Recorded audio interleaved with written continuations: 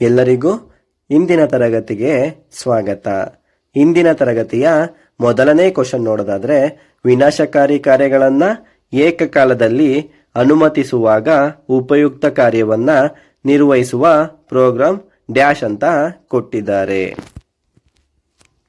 ವಿನಾಶಕಾರಿ ಕಾರ್ಯಗಳನ್ನು ಏಕಕಾಲದಲ್ಲಿ ಅನುಮತಿಸುವಾಗ ಉಪಯುಕ್ತ ಕಾರ್ಯವನ್ನ ನಿರ್ವಹಿಸುವ ಪ್ರೋಗ್ರಾಮ್ ಅನ್ನ ಟ್ರೋಜನ್ ಆರ್ಸ್ ಅಂತ ಕರೀತಾರೆ.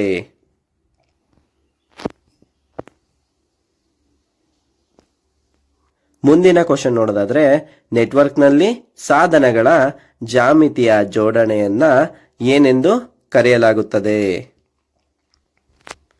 ನೆಟ್ವರ್ಕ್ನಲ್ಲಿ ಸಾಧನಗಳ ಜಾಮಿತಿಯ ಜೋಡಣೆಯನ್ನ ಸ್ಥಳಶಾಸ್ತ್ರ ಅಂತ ಕರೆಯಲಾಗುತ್ತದೆ.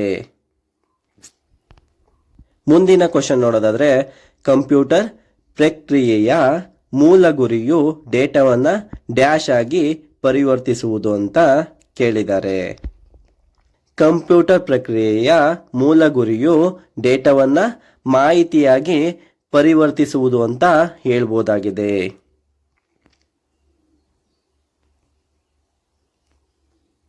54ನೇ ಕ್ವಶನ್ ನೋಡೋದಾದ್ರೆ, ಸಿಪಿಯು ಮತ್ತು ಮೆಮೊರಿ ಎಲ್ಲಿರುತ್ತದೆ ಅಂತ. ಕಂಪ್ಯೂಟರ್ನಲ್ಲಿ ಸಿಪಿಯು ಮತ್ತೆ ಮೆಮೊರಿ ಮದರ್ ಬೋರ್ಡ್ ನಲ್ಲಿ ಇರುತ್ತೆ ಅಂತ ಹೇಳ್ಬೋದಾಗಿದೆ.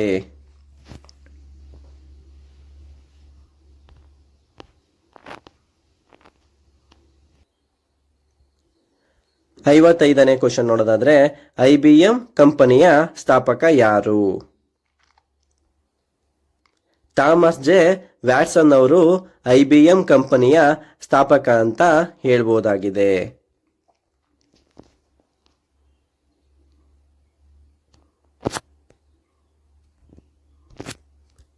56ನೇ ಕ್ವಶನ್ ನೋಡೋದಾದ್ರೆ, ಕಂಪ್ಯೂಟರ್ ಪರದೆಯ ಮೇಲಿನ ಚಿತ್ರವು ಡ್ಯಾಶ್ ನಿಂದ ಮಾಡಲ್ಪಟ್ಟಿದೆ.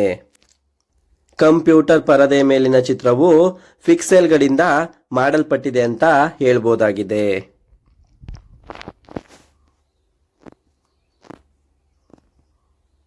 57ನೇ ಕ್ವಶನ್ ನೋಡೋದಾದ್ರೆ, ಮ್ಯಾನ್ನ ಪೂರ್ಣ ರೂಪ ಅಂತ ಕೊಟ್ಟಿದ್ದಾರೆ. ಮ್ಯಾನ್ನ ಪೂರ್ಣ ರೂಪ ಮೆಟ್ರೋಪಾಲಿಟನ್ ಏರಿಯಾ ನೆಟ್ವರ್ಕ್ ಆಗಿದೆ ಅಂತ ಹೇಳ್ಬೋದಾಗಿದೆ.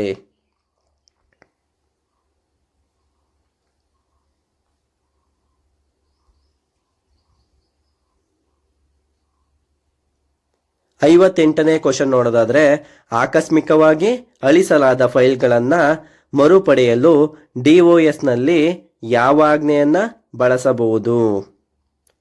ಆಕಸ್ಮಿಕವಾಗಿ ಅಳಿಸಲಾದ ಫೈಲ್ಗಳನ್ನ ಮರುಪಡೆಯಲು DOS ನಲ್ಲಿ ಅಳಿಸುವ ಹಕ್ಕು ಆಜ್ಞೆಯನ್ನ ಬಳಸಬಹುದು ಅಂತ ಹೇಳ್ಬೋದಾಗಿದೆ.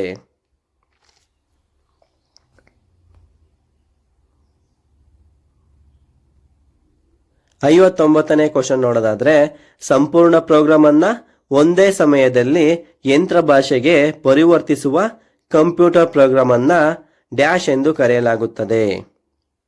ಸಂಪೂರ್ಣ ಪ್ರೋಗ್ರಾಮ್ ಅನ್ನ ಒಂದೇ ಸಮಯದಲ್ಲಿ ಯಂತ್ರ ಭಾಷೆಗೆ ಪರಿವರ್ತಿಸುವ ಕಂಪ್ಯೂಟರ್ ಪ್ರೋಗ್ರಾಮ್ ಅನ್ನ ಪಾತ್ರಗಳು ಅಂತ ಕರೆಯಲಾಗುತ್ತದೆ.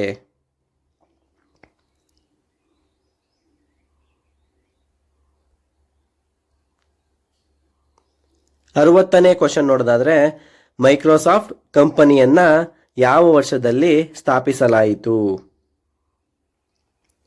ಮೈಕ್ರೋಸಾಫ್ಟ್ ಕಂಪನಿಯನ್ನ 1975ರಲ್ಲಿ ಸ್ಥಾಪಿಸಲಾಯಿತು.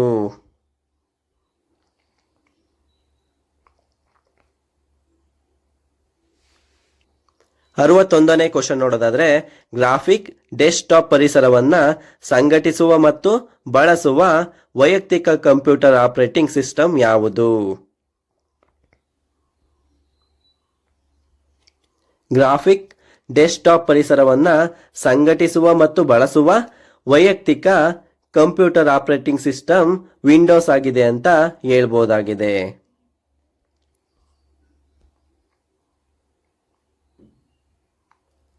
62ನೇ ಕ್ವಶನ್ ನೋಡೋದಾದ್ರೆ, ಲೈಟ್ ಪೆನ್ ಮತ್ತು ಜಾಯ್ಸ್ಟಿಕ್ ಎಂದರೇನು?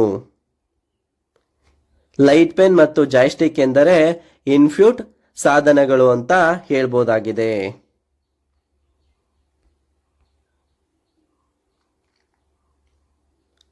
63ನೇ ಕ್ವಶನ್ ನೋಡೋದಾದ್ರೆ ಅರ್ಧ ಬೈಟನ್ನ ಏನೆಂದು ಕರೆಯಲಾಗುತ್ತದೆ? ಅರ್ಧ ಬೈಟನ್ನ ಮೆಲ್ಲಗೆ ಅಂತ ಕರೆಯಲಾಗುತ್ತದೆ.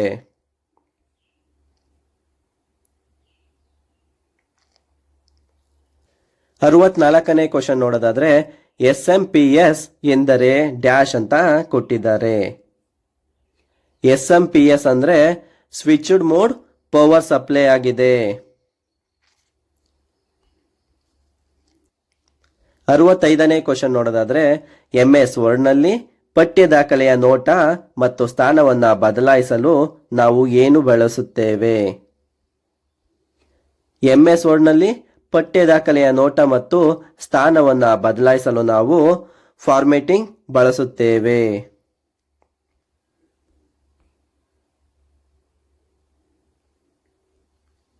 66ನೇ ಕ್ವಶನ್ ನೋಡೋದಾದ್ರೆ ಒಂದು ಡ್ಯಾಶ್ ಅಂದಾಜು 1 ಮಿಲಿಯನ್ ಬೈಟ್ಗಳಾಗಿದೆ.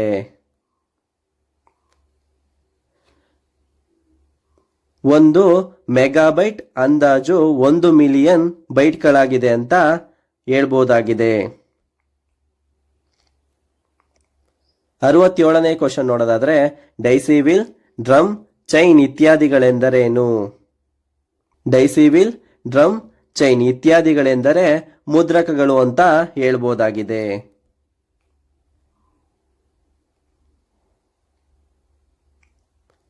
68ನೇ ಕ್ವಶನ್ ನೋಡೋದಾದ್ರೆ XML ಎಂದರೆ ಡ್ಯಾಶ್ ಅಂತ ಕೊಟ್ಟಿದ್ದಾರೆ.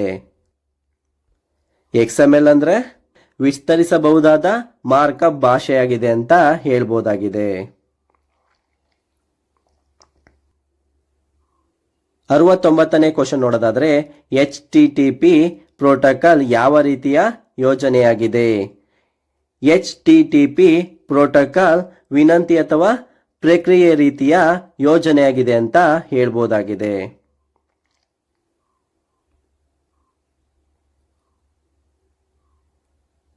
70ನೇ ಕ್ವಶನ್ ನೋಡೋದಾದ್ರೆ ಮ್ಯಾಗ್ನೆಟಿಕ್ ಡಿಸ್ಕ್ ಒಂದು ಉದಾಹರಣೆಯಾಗಿದೆ ಡ್ಯಾಶ್ ಅಂತ ಕೊಟ್ಟಿದ್ದಾರೆ.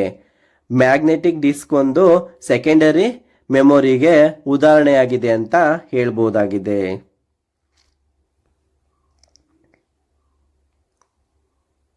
71ನೇ ಕ್ವಶನ್ ನೋಡೋದಾದ್ರೆ ಕಂಪ್ಯೂಟರ್ಗಳ ಪರಿಭಾಷೆಯಲ್ಲಿ OSI ಯಾವ ಅರ್ಥವೇನು? ಕಂಪ್ಯೂಟರ್ಗಳ ಪರಿಭಾಷೆಯಲ್ಲಿ OSI ಎಂದರೆ ಸಿಸ್ಟಮ್ ಇಂಟಾರ್ಕ್ ನೇಷನ್ ತೆರೇರಿ ಅಂತ ಹೇಳ್ಬೋದಾಗಿದೆ. 72ನೇ ಕ್ವಶನ್ ನೋಡೋದಾದ್ರೆ ಯಾವ ರೀತಿಯ ಶೇಖರಣಾ ಸಾಧನವು ಬಯೋಸ್ ಆಗಿದೆ? ಪ್ರಾಥಮಿಕ ರೀತಿಯ ಶೇಖರಣಾ ಸಾಧನ ಬಯೋಸ್ ಆಗಿದೆ ಅಂತ ಹೇಳ್ಬೋದಾಗಿದೆ.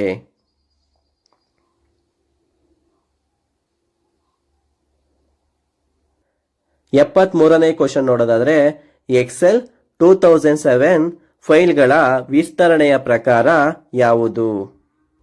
ಎಕ್ಸೆಲ್ 2007 ಫೈಲ್ಗಳ ವಿಸ್ತರಣೆಯ ಪ್ರಕಾರ ಎಕ್ಸೆಲ್ SX ಆಗಿದೆ ಅಂತ ಹೇಳ್ಬೋದಾಗಿದೆ.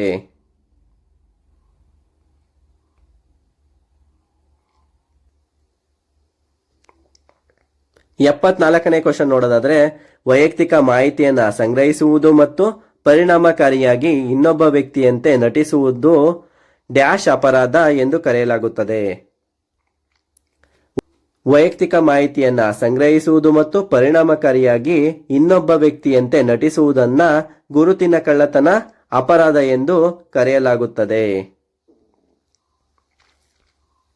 75ನೇ ಕ್ವಶನ್ ನೋಡೋದಾದ್ರೆ ಡಾಕ್ಯುಮೆಂಟ್ನಲ್ಲಿ ಪಠ್ಯದ ಸಾಲುಗಳ ನಡುವಿನ ಲಂಬವಾದ ಜಾಗದ ಪ್ರಮಾಣವನ್ನ ಡ್ಯಾಶ್ ಎಂದು ಕರೆಯಲಾಗುತ್ತದೆ.